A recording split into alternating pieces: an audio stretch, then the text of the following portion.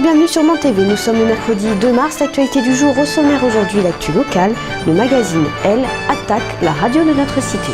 Quelques lettres de trop sont au cœur d'un procès inédit à Mantes-la-Jolie. Le litige oppose la radio LFM, basée dans le quartier du Val-Fouré, au magazine Elle, propriété du groupe Lagardère. L'hebdomadaire lui reproche d'avoir utilisé son nom sans autorisation. L'affaire doit être jugée en mai. Inaugurée en octobre 2009, la radio s'est d'abord appelée LFM, E2LES, en raison de sa ligne éditoriale résolument féminine.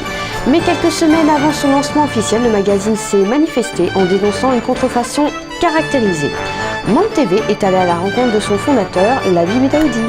Daoudi de la radio LFM. Donc, j'interviens sur la question du procès qui est à venir, c'est-à-dire au mois de mai, entre le magazine Elle, c'est-à-dire le groupe Philippe Aki, et la radio associative LFM. Nous, on a été quelques mois interpellés par le magazine Elle sur le fait qu'on utilise le E2LES. Donc très rapidement, on s'est renseigné à l'INPI, est-ce que les marques étaient déposées. E2LES, FM Radio n'était pas déposé, donc nous l'avons fait. Le L majuscule de la même manière, nous l'avons déposé aussi. Donc à partir de là, on est dans notre plein droit.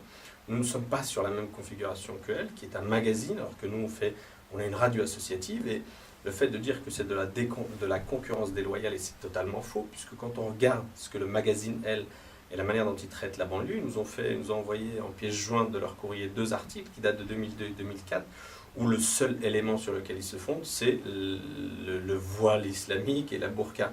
Alors à partir de là, nous on leur a dit que c'est absolument pas notre cible et que sur cette cible-là, on leur laisse volontiers la primeur. Derrière ça, il y a une véritable question qu'il faut se poser. Pourquoi le magazine aujourd'hui, Elle, attaque une radio associative au cœur du Val-Fouré? Les enjeux économiques sont moindres, les enjeux stratégiques le sont aussi, donc on peut très bien se poser cette question-là. Et nous, on n'a pas de réponse précise, mais en tout cas, on sait une chose, c'est que c'est quand même, une fois de plus, taper sur un petit pour prouver son pouvoir, sauf que nous, en l'occurrence, on va se défendre et on va surtout pas lâcher le morceau, quitte à faire durer ce procès le temps qu'il faut, mais en tout état de cause, on se battra.